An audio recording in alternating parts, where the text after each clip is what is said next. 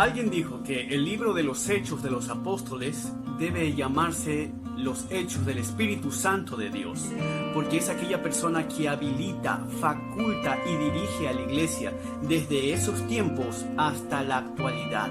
Jesús dijo a sus discípulos que serían sus testigos en Jerusalén, Judea, Samaria y hasta lo último de la tierra. Y un testigo es aquella persona que ha presenciado un hecho determinado y declara en un juicio dando testimonio de aquello. Pedro y Juan, siendo testigos de la resurrección de Cristo Jesús, hacían muchos milagros y prodigios por el poder del Espíritu Santo de Dios cuando predicaban el Evangelio de Cristo Jesús. Ellos fueron puestos en la cárcel pública por mandato del sumo sacerdote y los saduceos, ya que estaban llenos de celos porque el pueblo en Jerusalén se agolpaba e iba tras ellos. Incluso aún en las ciudades vecinas venían a Jerusalén trayendo personas enfermas y algunos atormentados por espíritus inmundos, y todos eran sanados. Y una vez puestos en la cárcel, ya de noche, con todas las seguridades pertinentes, además de los guardias de turno puestos de pie afuera para vigilar, prácticamente imposible para ellos escapar, un ángel del Señor los saca, abriendo las puertas de la cárcel, y nadie se da cuenta. Y antes de avanzar, quisiera darles algunos detalles de las creencias de los saduceos. Ellos no creían en la llegada del Mesías. Ellos negaban la intervención de Dios en los asuntos personales. Ellos no creían en la existencia de los ángeles, menos aún del Espíritu Santo. Teniendo esto en mente, usted imaginará los rostros de los saduceos al enterarse al día siguiente que la cárcel estaba cerrada, con los guardias afuera vigilando, pero vacía. Y esto es imposible a menos que Dios actuara. ¿Y dónde estaban Pedro y Juan? Ellos no estaban refugiados meditando y diciendo, ya no me voy a exponer al peligro, sino que en calidad de testigos fueron al templo, al lugar donde los habían cogido para arrestarlos. Ellos estaban enseñando y testificando de Jesús como el Mesías, obedeciendo al mandato del Señor dicho por el ángel: anunciad al pueblo todas las palabras de esta vida. Es decir, el Evangelio, puesto que Jesús vino para proveer vida eterna y abundante a todas aquellas personas que están muertas en su espíritu. Nótese que Pedro y Juan fueron arrestados por la causa de Dios. Y poniéndonos en sus zapatos, quizás uno pudiese identificarse y exclamar: Señor, ¿por qué me pasa esto a mí? Debería irme bien si te estoy obedeciendo. Te hubieses ahorrado tiempo si de todas maneras nos vas a sacar de la cárcel. Nos vas a sacar de la cárcel, ¿verdad?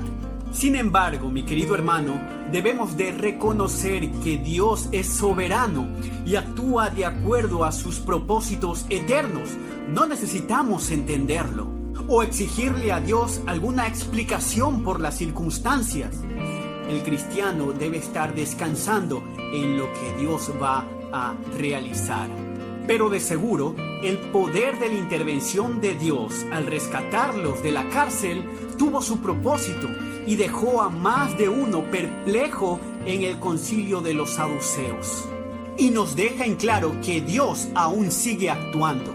Dios, el gran creador de todo, sostiene, dirige, dispone y gobierna a todas las criaturas, acciones y cosas, desde la más grande hasta la más pequeña, para la alabanza de la gloria de su sabiduría, poder, justicia, bondad y misericordia.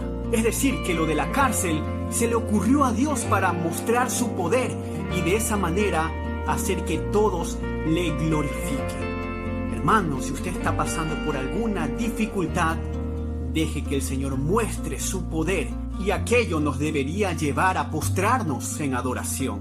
Y luego que los encontraran otra vez testificando en el templo, los trajeron ante el concilio, pero esta vez sin violencia, porque temían al pueblo de ser apedreados. Los saduceos eran personas muy endurecidas en sus corazones, porque a pesar de las pruebas de la presencia milagrosa de Dios con los apóstoles, no se atemorizaban, pero sí tenían miedo del pueblo que los observaba.